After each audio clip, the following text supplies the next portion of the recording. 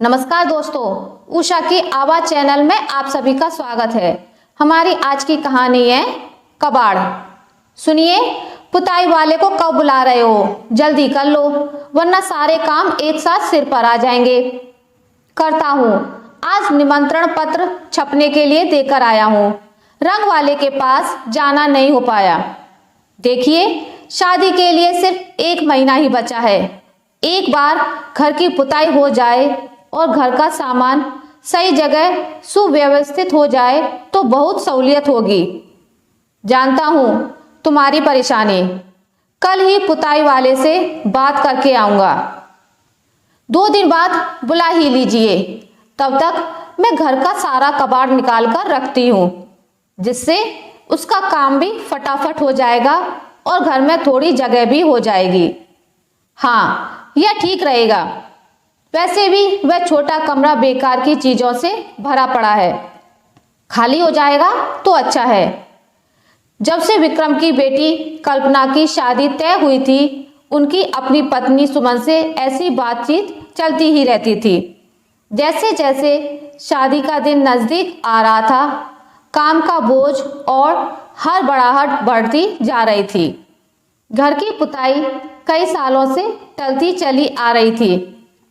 मोनू और कल्पना की पढ़ाई का खर्चा, रिश्तेदारी में शादी ब्याह, बाबूजी का ऑपरेशन वगैरह ऐसी कई वजहों से घर की सफाई पुताई नहीं हुई थी। मगर अब इसे टाला नहीं जा सकता था।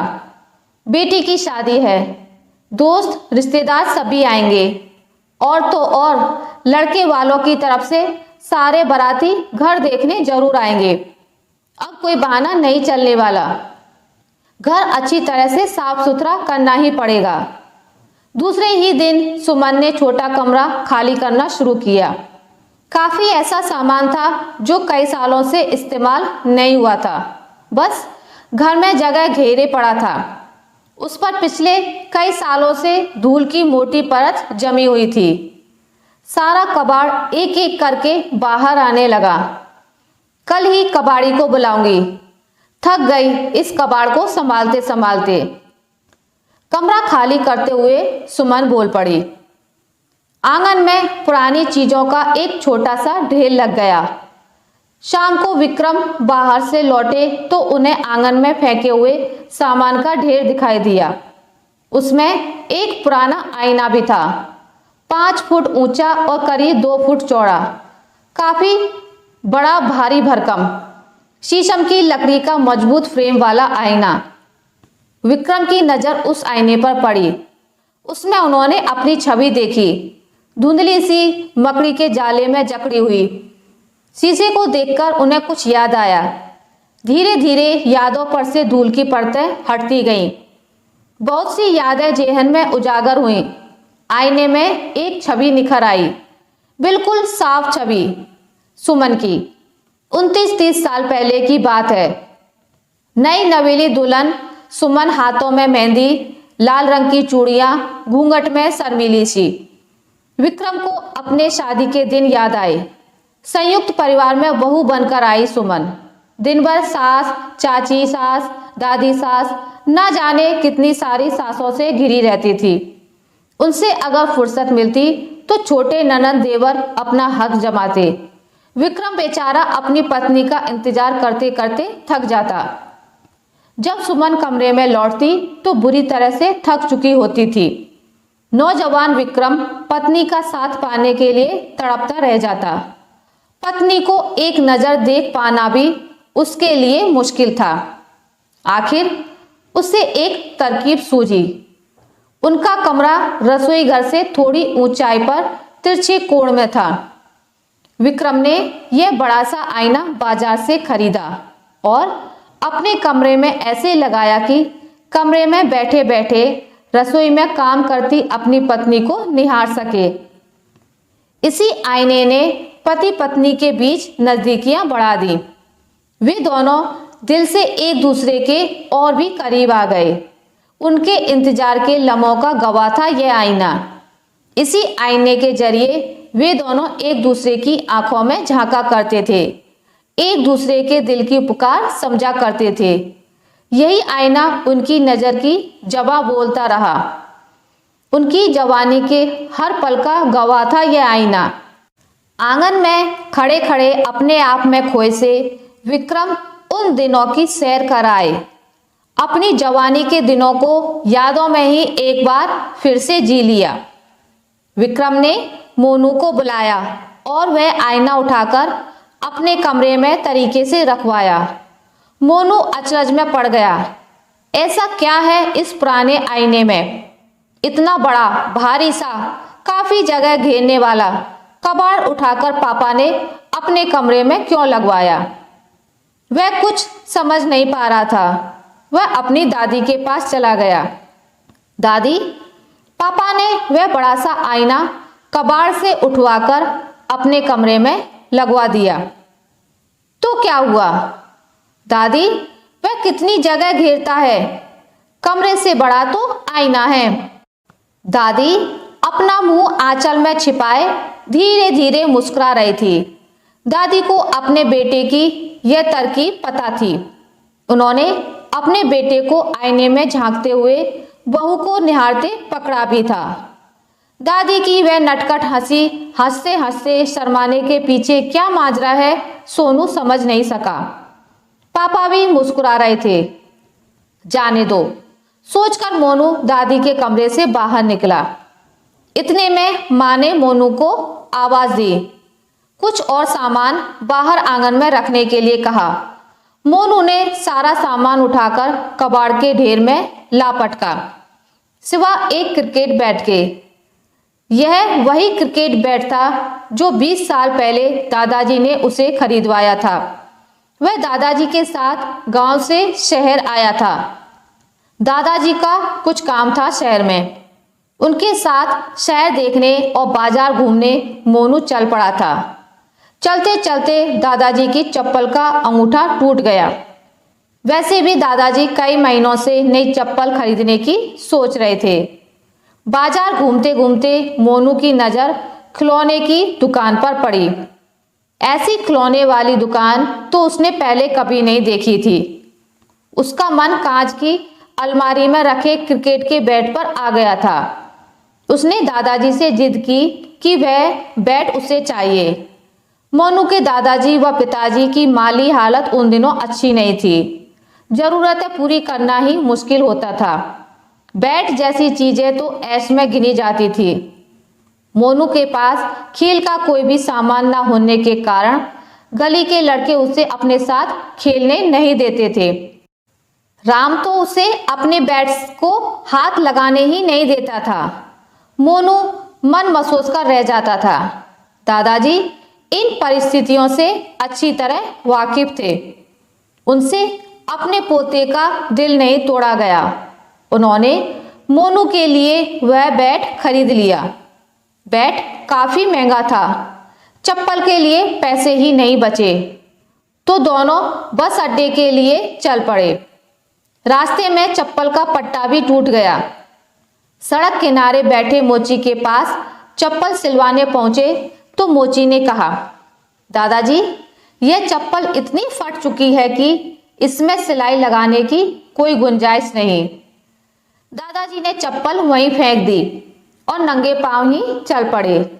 घर पहुंचते पहुंचते उनके तलवों में फफोले पड़ चुके थे। मोनू अपने नए बैट में मस्त था। अपने पोते का गली के बच्चों में अब रौब होगा, इसी सोच से दादाजी के चेहरे पर रौनक थी। पैरों की जलन की कोई परेशानी नहीं थी। चेहरे पर जरा सी भी शिकन नहीं थी। हाथ में बैट लिए मोनू उस दिन को याद कर रहा था। उसकी आंखों से आंसू ढलकर बैट पर टपक पड़े। आज मोनू के दिल ने दादाजी के पैरों की जलन महसूस की, जिसे वह अपने आंसुओं से ठंडक पहुंचा रहा था। तभी शाम की सैर करके दादाजी घर लौट आए। उनकी नज़र उस बैट पर गई जो मोनू ने अपने हाथ में पकड़ रखा था। हंसते हुए उन्होंने पूछा, क्यों मोनू बेटा, याद आया बैट का किस्सा? हाँ दादाजी, मोनू बोला। उसकी आंखें भर आईं और वह दादाजी के गले लग गया। दादाजी ने देखा कि मोनू की आंखें नम हो गई थी।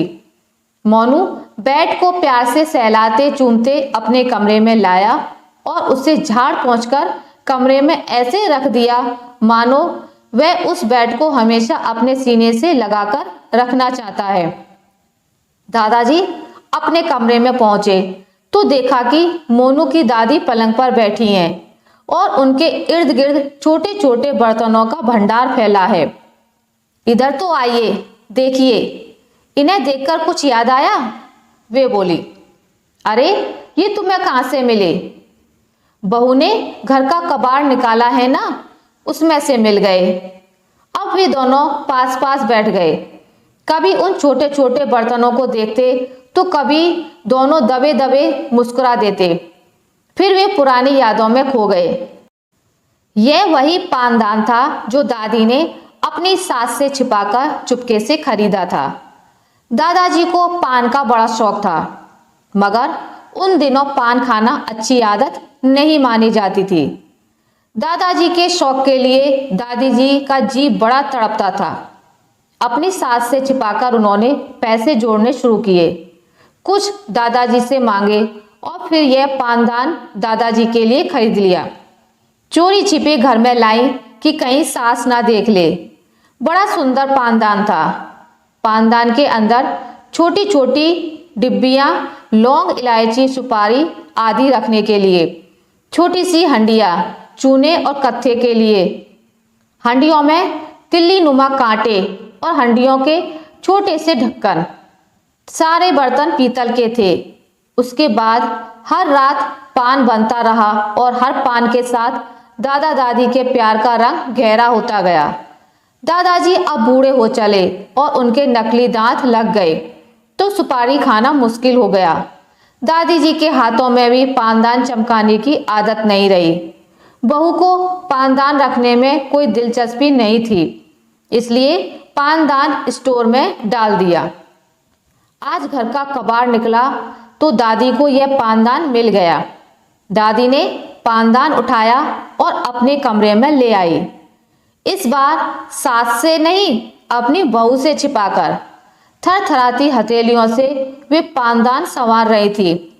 उन छोटी डब्बियों में जो अनकहे भाव छिपे थे आज फिर से उजागर हो गए। घर के सभी सदस्य रात के समय अपने अपने कमरों में आराम कर रहे थे। सुमन, विक्रम उसी आईने के सामने एक दूसरे की आंखों में झांक रहे थे। दादा दादी पान के डब्बे को देखकर पुरानी बातों को ताजा कर रहे थे। मोनू बेड को सीने से लगाए दादाजी के प्यार को अनुभव कर रहा था।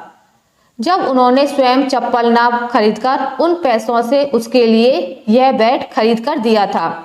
नंगे पांव चलने के कारण उनके पांव में छाले हो गए थे। कल्पना भी कबाड़ के ढेर में पड़ा अपने खिलौने का सेट उठा लाई थी, जिससे वह बचपन में घर घर खेला करती थी। यह सेट उसे माँ ने दिया था। छोटा सा चूल्हा, छोटे छोटे बर्तन, चम्मच, कलछी, कढ़ाई, चिमटा, नन्हा सा चकला बेलन, प्यारा सा हैंडपंप और उसके साथ एक छोटी सी बाल्टी। बचपन की यादें ताजा हो गईं। राखी के पैसे जो मामा जी ने माँ को दिए थे, उन्हीं से वे कल्पना के लिए ये खिलौने लाई थी। तब कल्पना ने बड़े प्यार से सहलाते हुए सारे खिलौनों को पोटली में बांध लिया था। उस पोटली ने उसका बचपन समेट लिया था। आज उन्हीं खिलौनों को देखकर बचपन की एक एक घटना उसकी आंखों के सामने घूमने लगी थी। मोनू भैया से लड़ाई, माँ का प्यार और दादा दादी का दुलार। जिंदगी में कुछ यादें ऐसी होती हैं जिन्हें दोबारा जीने को दिल चाहता है। कुछ पल ऐसे होते हैं जिनमें खोने को जी चाहता है। हर कोई अपनी जिंदगी से ऐसे पलों को चुन रहा था। यही पल जिंदगी की भागदौड़ में कहीं छूट गए थे। ऐसे पल, वे यादें जिन चीज़ों से जुड़ी होती हैं, वे चीज़ें कभी कबाड़ नहीं होती। आशा करती हूँ आपको मेरी आज की कहानी अच्छी लगी होगी। अगर आपको मेरी ये कहानी अच्छी लगी है तो इसे लाइक करें, ज़्यादा से ज़्यादा शेयर करें और अगर आप मेरे चैनल पर नए हैं तो इसे सब्सक्राइब करना ना भूलें। मिलते हैं एक नई कहानी के साथ, तब तक के लिए नमस्कार।